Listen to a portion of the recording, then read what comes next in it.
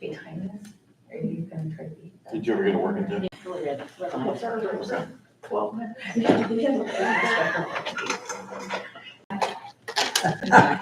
Chad asked me, he's like, "What's the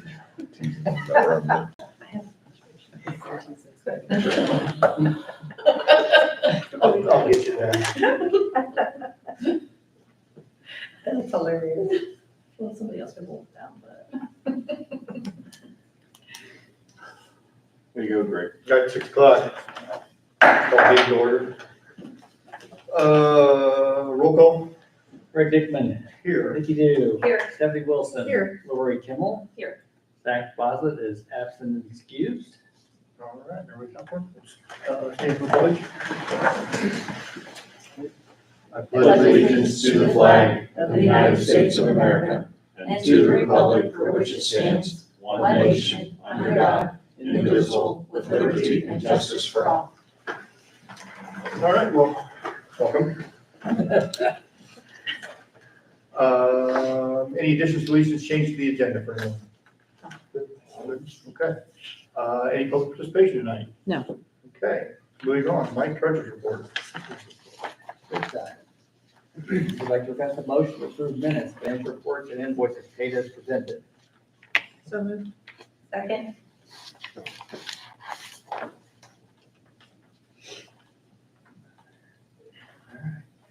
There's really not much has changed this last month, honestly. One thing to report on, obviously, we'll get to that at the very end of this report, but it's because there were no more property taxes collected, no more income tax collected. Unrestricted grants, which is the homestead rollback that was all collected earlier. The only thing that had anything new was the state foundation, and, you know, we're less than 1% different from our original estimate, so really no significant change on the revenue side.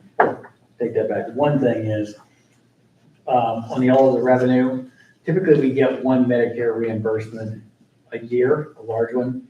They've been really pushing to get caught up, because if you notice, I mentioned in there, we had a Medicare reimbursement that was for fiscal year 22-23, we're at 25 now.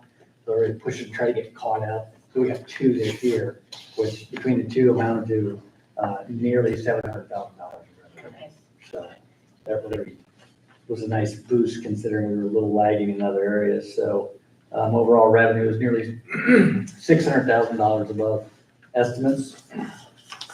On the expenditure side, salaries, benefits, purchase services, supplies, materials, all trending the way they have been for several months now. Capital outlay is well below estimates. The big thing is the miscellaneous, and with the transfer we made last month for the specific projects that helped us to, I believe I put it in there at some point. So we got below the 30% threshold at that where we need to be, so we are good there. And the overall expenditures obviously look atrocious at this point with that transfer. We were 10.5 million below or over estimates for the year. But if you discount that significant large transfer, expenditures were above estimates by a little over $900,000, and that's been the way we've trended all year at this point, primarily because of the significant difference with the purchase services that we've been experiencing. So the general fund summary, you know, with that large transfer, we were almost 6.3 less revenue than total expenditures. But if you exclude that, revenues actually exceeded expenditures by almost $3.4 million. And so I made the note that the general fund balance, which is what we were really paying attention to with that significant transfer, that put us at a little over 27% of year-to-date expenditures. So I feel that we're in a position now, regardless of where the legislation goes, to kind of dictate what we're going to do with those funds. Okay. Anything else? Questions from anyone? Okay. So you got a motion there, we We can't even take roll now. take roll? Wilson, Yes. New, Yes. Kimmel, Yes. Dickman. Yes. Motion carries. Next is district fiscal consent agenda.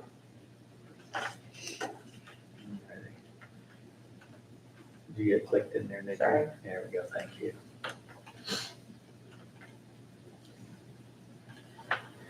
Next item, I'd like to request a motion to approve the district fiscal consent agenda as presented. So moved. Second. There's a few things on there, I'll throw it out there if you got any questions even to start with, we'll address those first. The amended appropriations, that's not unusual this time of year. We're always making adjustments for the appropriations. And appropriations are set so that you can spend the monies that you've been funded. So it's nothing unusual if you're just a little short. I try to be somewhat, I don't want to over appropriate for the year. Audit honestly they don't want you sandbagging it. So it's typically every year I will have items that are in the amended appropriations. Temporary appropriations are done every year at this time to fund the beginning of next fiscal year.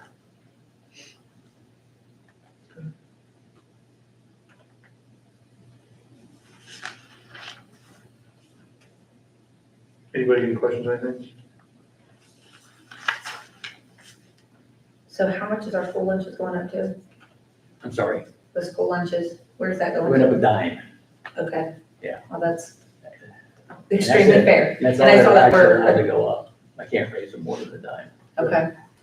And like I said, in the motion, I can't see was it since 2017, I think, or 20, Yeah, the last time we raised it. Yeah. Which when you carrying a significant carryover balance, it doesn't make a Sure. lot of sense. Yeah. So we're now The $1.40. alternative raising lunch prices, I still, regardless of this, I still think it's the right thing to do because we haven't done it for so long, is there's an equivalent amount that you can transfer from your general fund that supports that. I think it was in the neighborhood of about 20 grand, but I think it's an appropriate move to actually raise lunch prices this year since it's been so long. We can always look at that at another Sure. year if we need to, because as you get closer to break even, then that paid lunch equity tool, then you have to start using it. And that's when it says either raise lunch prices or you make a contribution from the general fund. I think school fees stay about the same, too. School fees stay the same. All right, any questions? Oh, that's good. Mike, roll? New, Yes. Kimmel, Yes. Wilson, Yes. Dickman. Yes. Motion carries. All right, moving on, purchase services contracts consent agenda. I'd like to request a motion to approve the purchase services.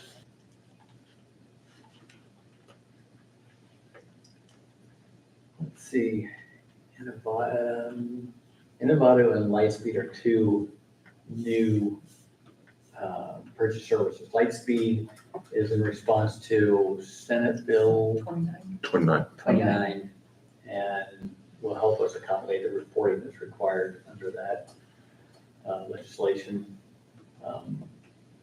Technical services agreement is a renewal, Kirk's a renewal. And then Innovato had a little bit of a description there. If there's some more you would like to know, Stacy can fill you in more on that.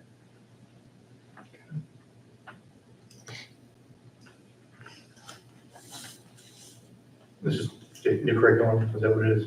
Yeah, it replaces what we were using for up school and Java. It's a much better curriculum. Comparable in price, what we were paying before. Oh, Significant savings. Significantly lower. Perfect. Significantly. That's a win-win. Yeah. Better was- program, better price. And it was wrote by Ohio teachers For Ohio for kids. Ohio, so Okay. it's really good. Across the board for. Yeah. Yeah. Sounds great. Any other questions? Mike, roll? Kimmel, Yes. Wilson, Yes. New, Yes. Dickman. Yes. Motion carries. All right. Bob, superintendent report? Okay, I'd like to request a motion for approve the presented personnel items pending proper certification and paperwork. So moved. Second.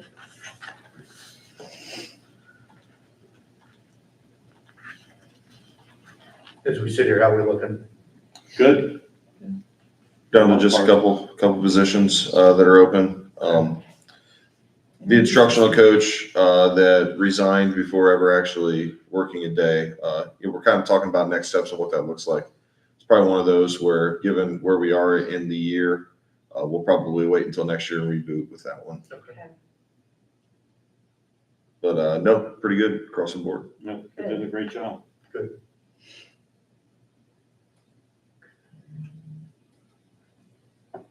Anybody have any questions or anything? No. Good.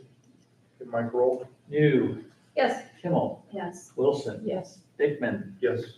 Motion carries.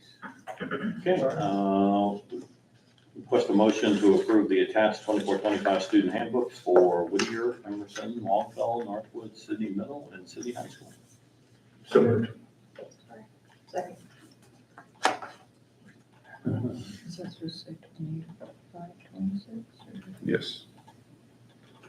One edit that Stacy caught, that should probably say 2025, 2026 student handbooks. Oh, yeah, for Whittier. Any big changes in the handbooks? none that I'm aware of. None. Okay. Transportation, the bus, rubric has changed. This, Of the discipline.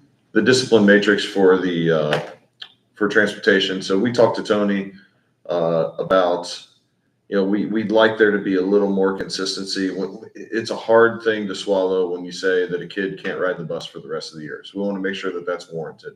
So there's a couple more steps in there to ensure that small infractions, while they do become severe at some point, that there's a few more steps for small infractions versus, if you have a big infraction, you still lose that privilege of riding the bus. But there are a few more steps in there to help with that.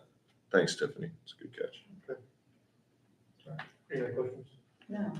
Mike, roll. Dickman, Yes. Wilson, Yes. New, Yes. Kimmel. Yes. Motion carries.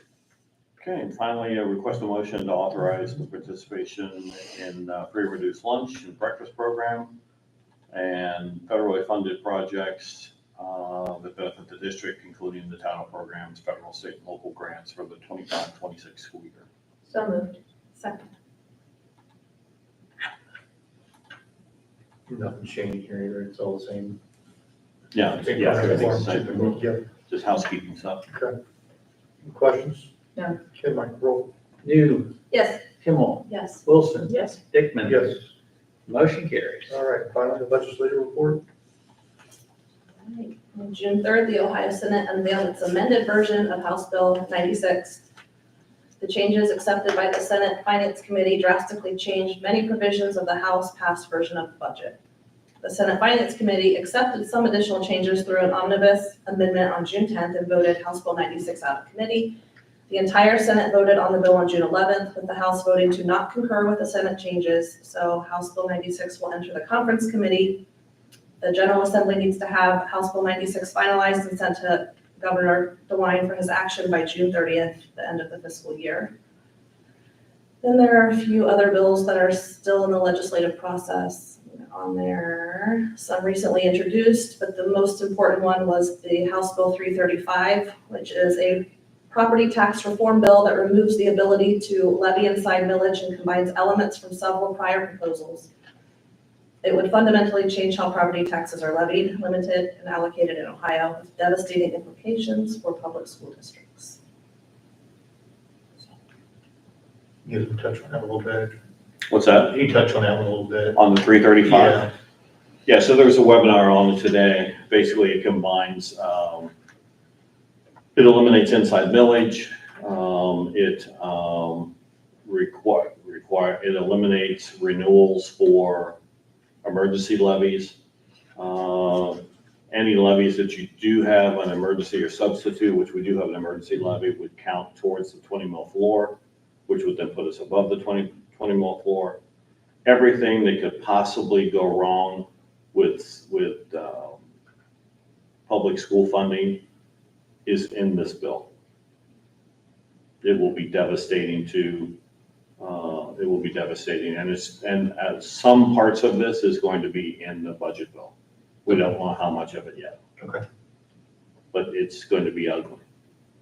And to top that off, and this bill hasn't dropped yet, but there's a bill about to be dropped that's going to require 60% passage on the school levy rather than 50% plus one vote. Correct. They don't want anybody to ever pass a levy. I that's what it looks like to me. They're trying to defund the public schools.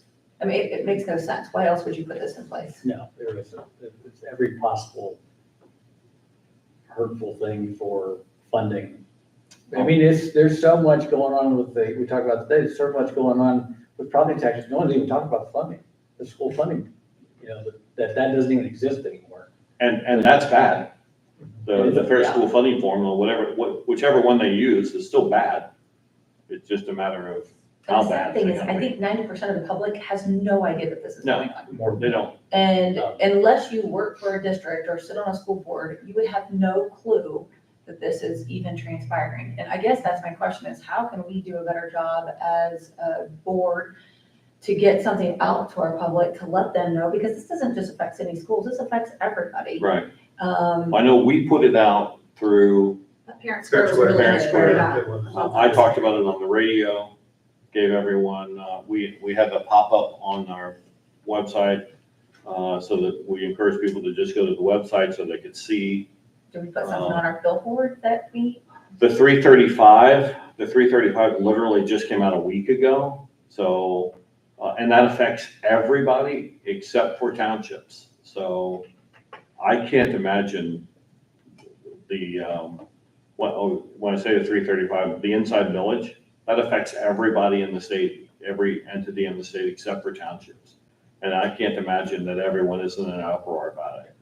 And if you look at school levies that do pass, very rarely do they get to 60%. Yeah, so the comment today made by one of the gentlemen on the webinar said that it would be probably only 20% of all levies passed in the state ever make it above 60%.